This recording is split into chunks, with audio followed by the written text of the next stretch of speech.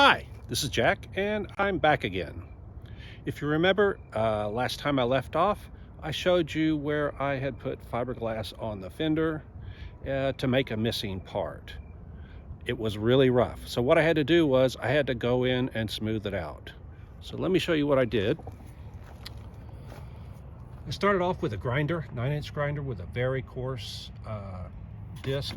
I think it was like a 40 or 50 grit, something like that. Knocked off the high spots.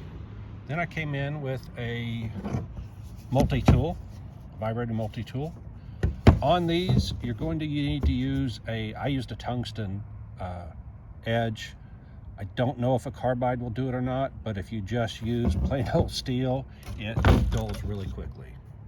Once I used those two to get the highest spots down, then I came back with a sanding block with 40 grit paper on it. Sanded on it, and didn't get it perfect, but it is a whole lot better than it was, and it doesn't need to be perfect. When you see this, you'll see that all that really shows is this top part right here, this part right here, and I can go touch it up later as needed.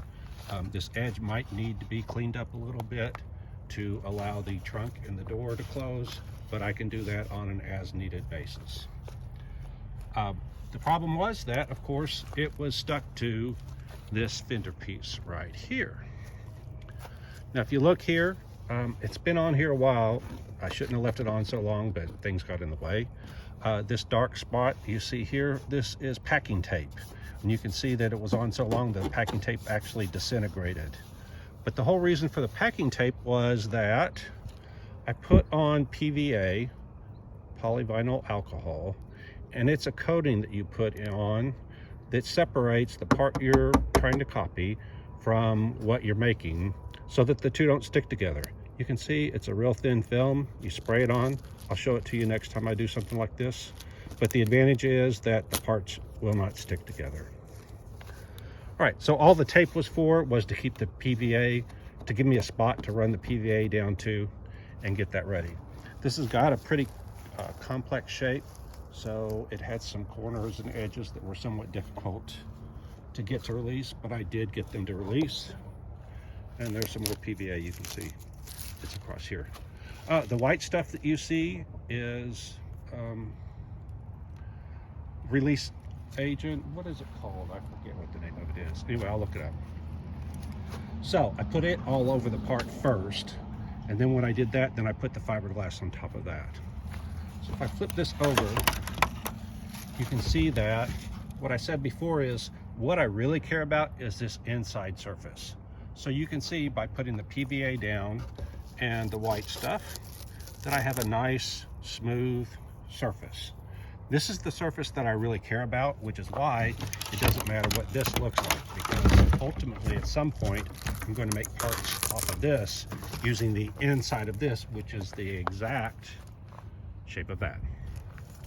So you can see this edge is rough, but again, it doesn't matter. So you can see that I've got this thing pretty much ready to go. Let me show you what I'm going to do with it. We walk over here to the car.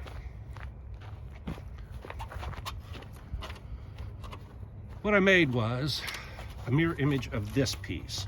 And this piece is simply to fill in that gap in between the white fender that I'm putting on, grafting on, and the actual body itself. And you can see that the body seam is decent, the gap there is decent, but it's not accurate. It doesn't need to be, because the same thing here. This outside edge is what you're seeing there. The inside of that piece is every bit as smooth as this. Okay, so if I come back here, you can see that all that really shows from that piece is that flat area up there, and then it slowly goes underneath the fender to where it stops right there. If I come over to the passenger side now, you can see that the piece is missing. So what this does is it's going to allow me to lift up the fender and put it in place. You can see I had to put a rag there to keep those two from scratching each other. I'm trying not to damage the C8 as much as possible. So if I take this part, hold it up in place, a little difficult to do one-handed, but this is going to go right in there.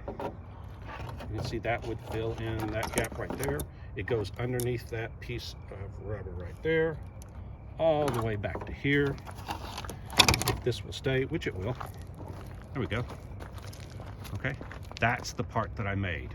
It's going to go underneath the trunk and underneath the convertible top that will lift. So obviously I'll have to open up the trunk, open up the top, slide this in between there. And there are screws all along here, this edge right here, and that's what mounts this. So I'll put this in there, mount it in place like it belongs, and then put this white piece on top of that. So those are my next steps.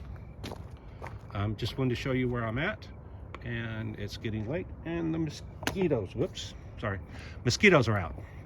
So hope this gets you up to date, and I will talk to you next time. Bye.